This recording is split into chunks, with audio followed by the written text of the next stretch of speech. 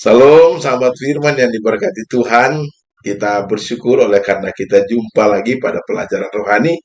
Dan pada minggu ini kita ada pada pelajaran yang kelima. Sebelum kita mempelajari firman Tuhan, mari kita berdoa.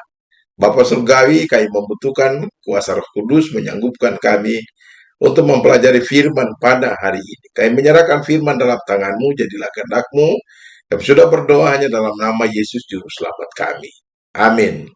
Judul pelajaran kita sepanjang minggu ini adalah sangat panas. Ayat inti terdapat dalam Yesaya 53 ayat 10 firman Tuhan. Tetapi Tuhan berkehendak meremukan dia dengan kesakitan. Apabila ia menyerahkan dirinya sebagai korban penebus salah, ia akan melihat keturunannya. Umurnya akan lanjut dan kehendak Tuhan akan terlaksana olehnya. Ketika kita membaca ayat inti ini, ada 3 poin penting yang saya dapati di sini. Poin yang pertama adalah apabila ia menyerahkan dirinya sebagai korban penebus salah. Nah, sahabat firman, ini ditujukan kepada Allah sebagai oknum yang memiliki hak istimewa untuk menetapkan anaknya Yesus Kristus sebagai korban. Dan Yesaya memakai kata ini penebus salah. Poin yang kedua adalah melihat keturunan. Siapa keturunan ini? Bahwa mereka ini adalah anak-anak berdasarkan iman, yaitu orang-orang Kristen yang telah lahir baru, artinya menerima Yesus sebagai juru selamat pribadinya. Yang ketiga adalah umurnya akan lanjut. Ini sangat jelas sahabat firman bahwa hamba tersebut mati dalam Yesaya 53 ayat 8, ayat 9, ayat 12. Dan dia bangkit dari antara orang mati. 3 poin di atas ini, kita memahaminya sangat sederhana, namun sangat mendalam, karena melibatkan kehendak Allah yang pertama, dan yang kedua, kehendak sang hamba, dan yang ketiga adalah orang berdosa yang menerima penebusan. Sangat luar biasa firman yang kita pelajari pada minggu ini.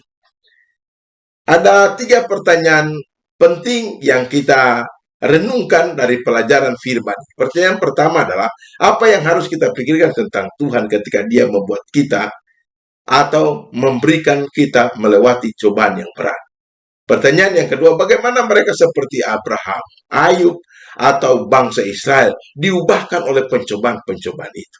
Dan yang ketiga, apa yang dapat membantu kita untuk melewati cawan lebur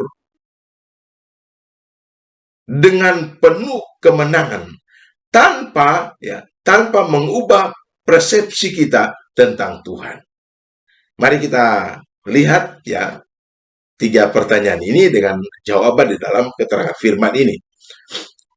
Kita baca Kejadian pasal 22 ayat 2. Firman-Nya, apabila anakmu yang tunggal, ambillah anakmu yang tunggal itu yang engkau kasihi, yakni Ishak, pergilah ke tanah Moria dan persembahkanlah dia di sana sebagai korban bakaran pada salah satu gunung yang akan kukatakan kepadamu. Sahabat firman yang berkati Tuhan, saudara, ketika kita membaca Ibrani pasal 11 ayat 17, Alkitab dengan jelas menyatakan bahwa ini adalah ujian dari Allah kepada Abraham. Dan ini adalah cawan yang dialami oleh Abraham. Apa poin penting dari Kejadian pasal 22 ayat 2 ini? Ada beberapa poin yang saya dapati dalam ayat ini. Poin yang pertama, bahwa Abraham mengikuti akan kemauan Tuhan karena Abraham mengenal suara itu. Dan bukan saja mendengar suara itu, namun dia menaatinya dengan iman. Poin yang kedua adalah Abraham belajar lebih banyak tentang kasih dan keselamatannya. Saudara baca ini dalam Kejadian pasal 22 ayat 1, ayat 3, ayat 5, dan Ibrani 11 ayat 19, Yohanes pasal 8 ayat 56. Poin yang ketiga adalah kasih kepada Allah mengalahkan keinginan Abraham untuk mematahkan hak miliknya. Oleh sebab itu, sahabat firman yang diberkati Tuhan, pada poin yang keempat, Allah semakin memperjelas pengenalan Abraham akan Allah dan rencananya. Saudara baca itu dalam ayat 16 sampai ayat yang ke-18. Nah, dari poin-poin rohani yang saya sebutkan tadi, apa pelajaran bagi kita? Pelajaran bagi kita, sahabat firman, bahwa saatnya akan tiba, bahwa Anda dan saya harus memilih mempertahankan hak, mempertahankan diri, atau mempertahankan keluarga, atau apa saja yang Anda dan saya kasihi, atau melepaskannya demi kesetiaan dan kasih kepada Kristus. Poin rohani ini berupa pertanyaan dan kita jawab di dalam hati kita masing-masing. Dan saya yakin, mari kita berdoa memohon kuasa Tuhan untuk kita boleh menjawab yang pasti dalam kehidupan kita. Kita baca dalam Hosea 1 ayat 2. Ketika Tuhan mulai berbicara dengan perantaraan Hosea, berfirmanlah ia kepada Hosea, pergilah kawinlah seorang perempuan sundal dan peranakanlah anak-anak sundal, karena negeri ini bersundal hebat dengan membelakangi Tuhan. Sahabat firman yang diberkati Tuhan, zaman Hosea, Israel membelakangi Tuhan dan menyembah Allah lain. Nah, mengapa Tuhan mengizinkan mereka melalui beberapa cobaan? Oleh karena mereka menyembah ilah lain atau Allah lain. Poin yang pertama, saudara baca dalam Hosea 2 ayat 2. Bangsa Israel ya, melewati beberapa cawan ini. Dia mengirim musim kemarau. Poin yang kedua, Hosea 2 ayat 4 sampai ayat 5. Dia mengelilingi mereka dengan duri kesulitan. Poin yang ketiga, Hosea 2 ayat 8, dia mengambil gandum, ambil wol, ambil anggur, ambil minyak yang mereka persembahkan kepada Baal. Poin yang keempat adalah Hosea 2 ayat 10, jika mereka tidak berubah, dia akan menghentikan ya alasan apapun untuk bersukacita. Nah, sahabat teman, mari kita lihat apa maksud Tuhan dengan Israel dulu dan maksud Tuhan kepada kita saat ini yang mengaku mengikuti Kristus. Maksudnya adalah bahwa Allah ingin kita mengakui bahwa Dia mengasihi kita dan memberkati kita. Keinginan Allah ini berlaku bagi orang Israel dan bagi kita zaman saat ini. Dan yang berikut adalah Allah ingin kita dapat bersukacita hanya jika kita tinggal di sisinya. Ya, tinggal di sisinya. Mari kita lihat. Maka berdirilah Ayub lalu mengoyak jubahnya dan mencukur kepalanya. Kemudian sujudlah ia dan menyembah, katanya, dengan telanjang aku keluar dari kandungan ibuku, dengan telanjang juga aku akan kembali ke dalamnya. Tuhan yang memberi, Tuhan yang mengambil, terpujilah nama Tuhan. Ayub pasal 1 ayat 20 dan 21. Nah, mari kita lihat dari ayat ini apa tanggapan Ayub ya terhadap cawan yang dia alami. Tanggapan Ayub poin yang pertama adalah penyembahan. Bahwa Ayub sangat bijaksana bukan karena dia memahami rahasia penderitanya, namun dia tetap takut kepada Allah sekalipun tidak mengerti, tidak memahami rahasia itu. Poin yang kedua adalah bagaimana dia beribadah. Nah, sahabat Tuhan yang diberkati Tuhan, yang sangat menakjubkan dari hal ini adalah Ayub menyadari bahwa dirinya tidak bisa melawan kedaulatan Allah. Tetapi Ayub berhasil mempertahankan sikap rohaninya dan ia menemukan kesempatan untuk memuji Allah.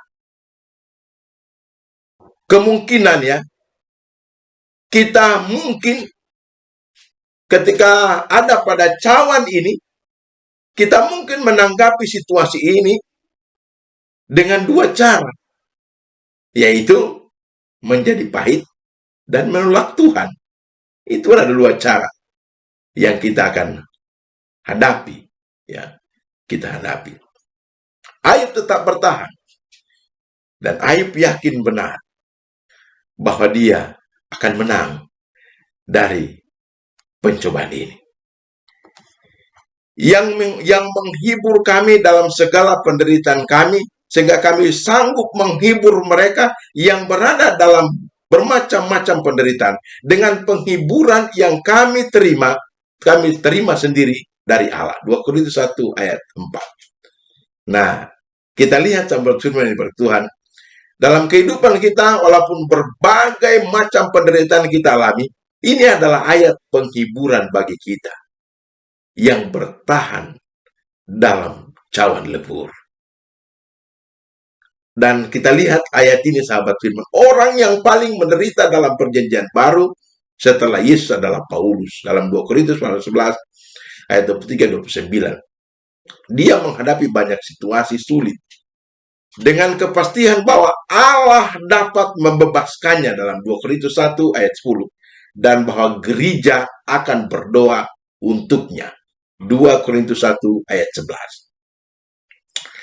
Dan sahabat Tuhan yang berketuhan, dia yakin bahwa penderitaan membuatnya untuk tidak terlalu mempercayai dirinya sendiri dan lebih mempercayai Tuhan. Dalam 2 Korintus 1 ayat 9. Dia merasa dihibur oleh Tuhan dalam pencobaan itu. Dia tahu itu akan membantu kita menghibur orang lain dalam kesengsaraan mereka. 2 Korintus 1 ayat yang keempat.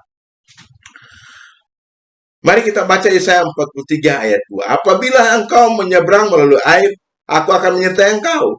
Atau melalui sungai-sungai, engkau tidak akan dihanyutkan. Apabila engkau berjalan melalui api, engkau tidak akan dihanguskan.